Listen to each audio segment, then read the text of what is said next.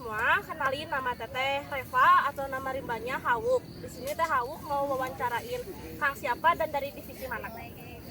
Ya teman-teman, nama Akang ya Wildan atau nama rimba Akang yaitu Berit. Akang dari divisi mountaineering. Nah, yang mau Teteh tanyain itu tentang mountaineering apa sih yang mau Teteh tanyain itu?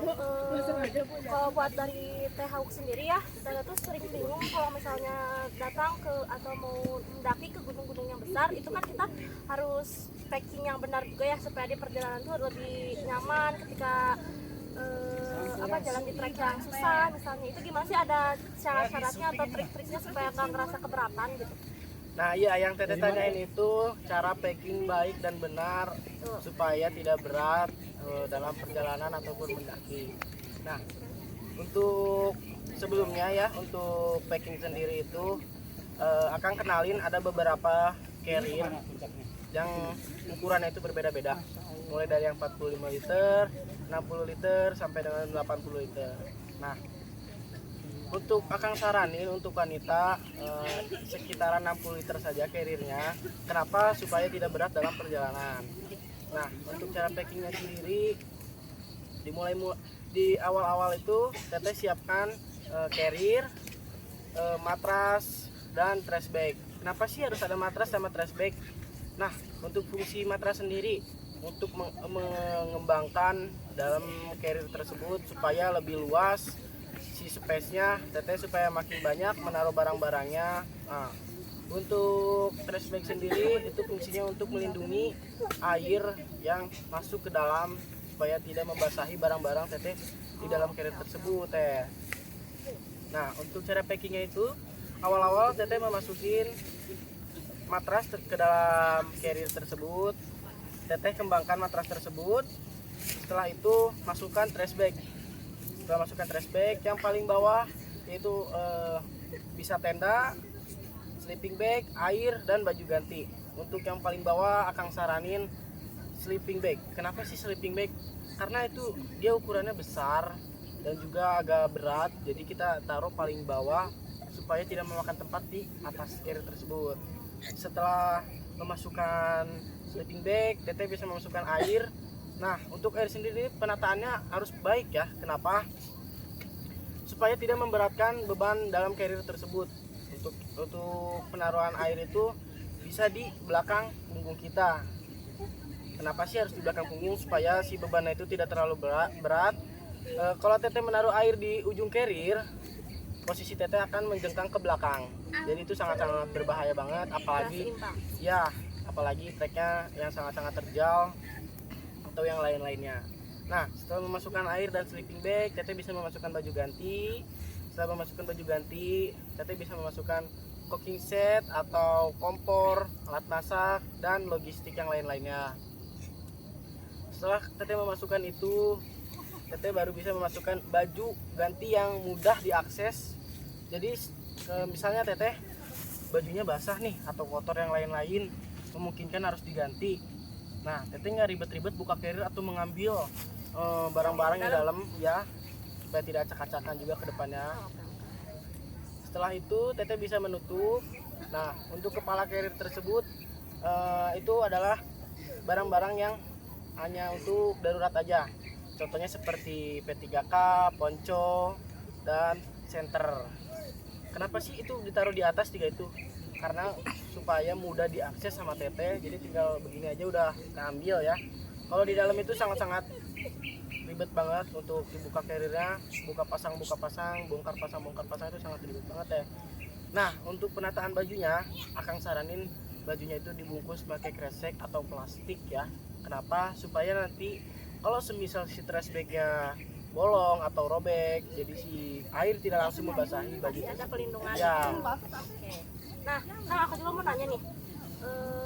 Aku tuh baru denger gitu ya, ternyata gunung sama pegunungan, terus sama bukit itu ternyata beda. Apa sih yang bikin dia beda disebutnya? Kenapa nggak semua disebut gunung? Kenapa ada bukit, ada perbukitan? Kenapa? Apa yang membuat mereka dibedakan? Ya, untuk gunung pegunungan dan gunung biasa itu dibedakan. Kenapa dibedakan? Untuk pegunungan itu dia gunung tapi dia jaraknya berdekatan gitu. Contohnya seperti pegunungan yang di Ciwidey sana. Oh, jadi dia tuh berjejer. Iya, berjejer atau berdekatan, saling nyambung menyambung. Kalau untuk gunung sendiri itu dia berdiri sendiri gitu. Jadi dia nggak saling dekat sama gunung yang lain. Contohnya kayak gunung Semeru, Sindoro itu kan tidak tergabung sama gunung yang lain. Nah, iya. Untuk bukit dan perbukitan itu kurang lebih sama seperti pegunungan dan gunung. Kalau perbukitan itu saling nyambung menyambung atau saling berdekatan atau perbukitan. Dan kalau bukit biasa itu dia berdiri sendiri. Nah, Kang, di sini juga aku mau nanya nih. Aku kan kurang paham nih sama materi mountaineering. Ya. Kalau materi mountaineering itu meliputi apa aja sih yang dipelajari? Ya, dalam mountaineering itu ada beberapa ya. Contohnya ada manajemen perjalanan, dan contohnya kita misalnya mau ekspedisi gunung atau yang lain-lainnya. Nah, itu ada di dalam mountaineering. Nah, di dalam mountaineering juga ada climbing, rappelling, dan climbing. Nah, oke. Aku mau nanya juga nih, climbing itu apa? Nah, ya, untuk climbing, dan hiking itu terbagi menjadi 3 ya. Untuk kita mulai dari ini aja ya, kita mulai dari climbing. Apa sih itu climbing? Climbing itu kegiatan memanjat bukit atau tebing yang terjal. Itu kemiringannya bisa sampai 90 derajat atau seterusnya, itu sangat curam dan itu butuh alat bantu. Contohnya seperti harness, tali webbing, dan karabiner ya. Kalau untuk climbing sendiri itu kegiatan memanjat tebing tapi tidak terlalu curam. Contohnya 45 derajat, dia hanya membutuhkan alat bantu yaitu tali saja, tali webbing saja udah bisa membantu alat ya. Dan untuk hiking sendiri itu kegiatan menaiki gunung tapi tidak terlalu terjal. Itu kita bisa menggunakan alat bantu yaitu trekking pole. Tanpa trekking pole juga kita bisa karena itu tidak terlalu terjal untuk si trekking tersebut. Ya, masih mudah untuk diakses.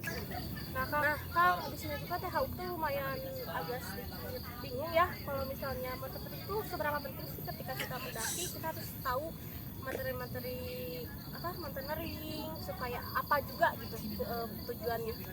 Nah, iya. Seberapa penting sih ilmu mountaineering dalam kegiatan kita sehari-hari ataupun saat mendaki ya. Nah, untuk mountaineering sendiri itu sangat penting banget karena ada beberapa ilmu di situ. Contohnya seperti hiking, climbing, navigasi, climbing atau rappelling. Nah, kalau teteh promo naik gunung, teteh bisa asal naik gunung tanpa ilmu mountaineering. Nah, itu sangat-sangat berbahaya teh. Karena naik gunung itu nyawa kita taruhannya. Kita tidak tahu seberapa terjal gunung itu, seberapa jahat gunung itu atau seberapa curamnya gunung itu. Nah, itu teh. Musibah juga nggak ada yang tahu ya. Nah, iya. Dari situ juga kita kan kalau misalnya naik gunung kita harus tahu dong tujuannya kayak gimana, terus treknya tuh kemana aja gitu supaya nggak nyasar. Nah, kalau kita nyasar nih Kang, kita kan harus bawa peta nih. Iya. Nah, di sini juga Teh Hauk tuh lumayan nggak bisa baca peta dan nggak tahu jenis-jenis peta. Teteh mau nanya jenis peta yang mudah dibaca dan rekomendasi lah buat dibawa saat naik gunung itu apa? Gitunya. Nah, untuk jenis-jenis peta atau gimana sih cara baca peta itu? Peta itu sebelumnya terjadi menjadi 3, peta digital, peta timbul, sama peta datar atau peta gambar biasa. Nah, untuk peta digital itu teteh bisa mengaksesnya dalam internet, contohnya seperti HP, komputer, dan yang lain-lainnya. Nah, cara downloadnya itu ada di website. Teteh bisa mencari, misalnya teteh ingin mendaki Gunung Patuha nih.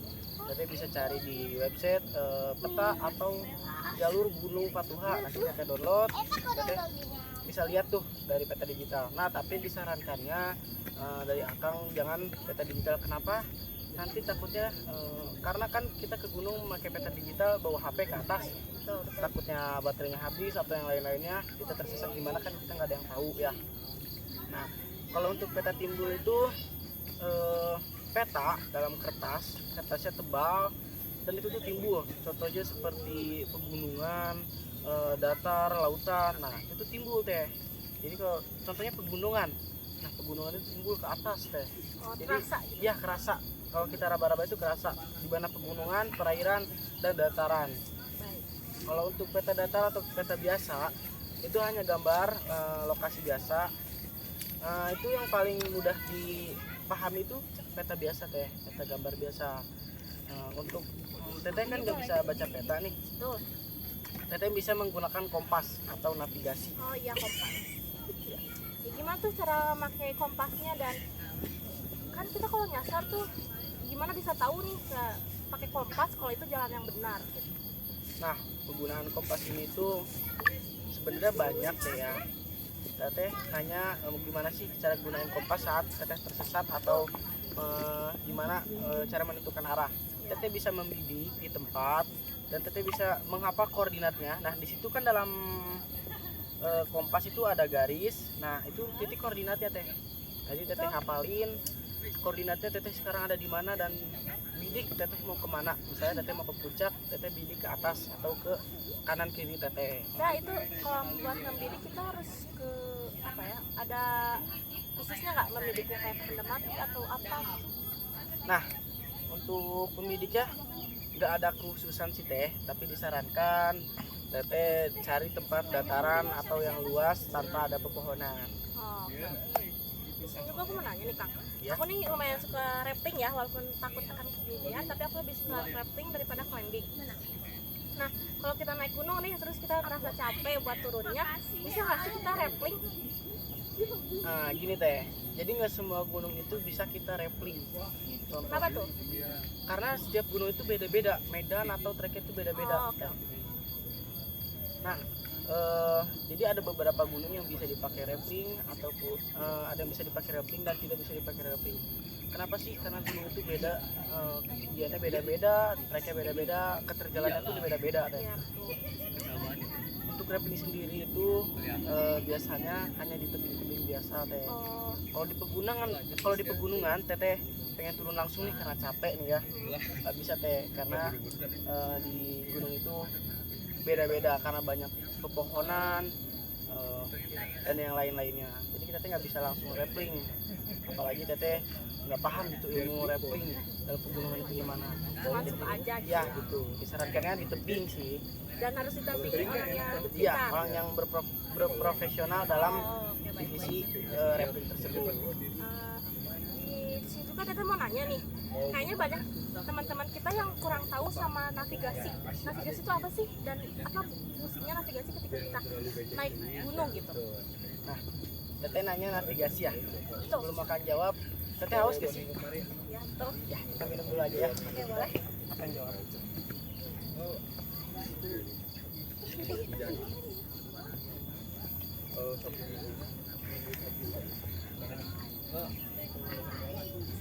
Tadi teteh mau menanya apa? Maaf. Navigasi nih, kan banyak teman-teman kita tuh anak-anak zaman sekarang, apalagi Gen Z nih kayak kita naik gunung tuh FOMO ya, seperti yang tadi Akang bilang.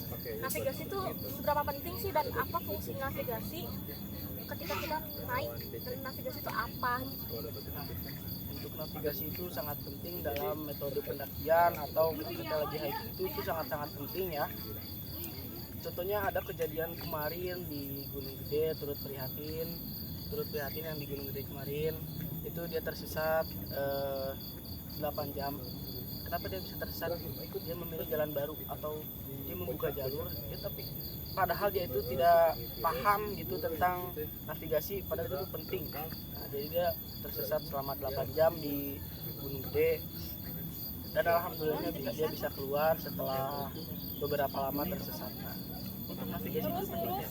Misalnya contohnya teteh tersesat, maaf ya kalau teteh tersesat, amit-amit kalau teteh tersesat di gunung nih. Nah, teteh hanya punya kompas. Nah, itu sangat penting banget.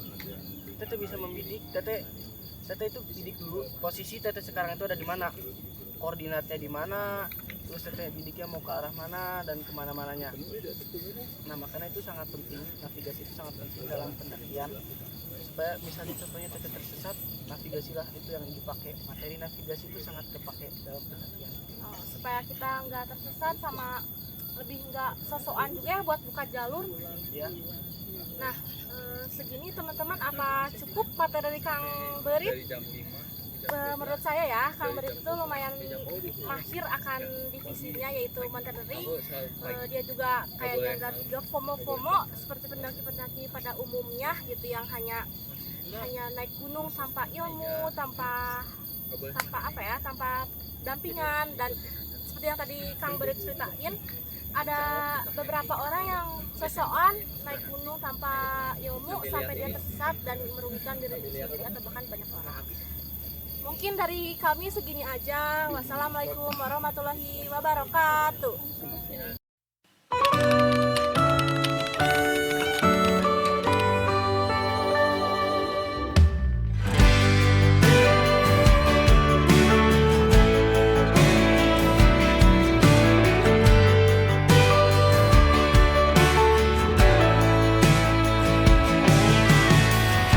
Dari waktu itu dingin, ku beri kau hangat.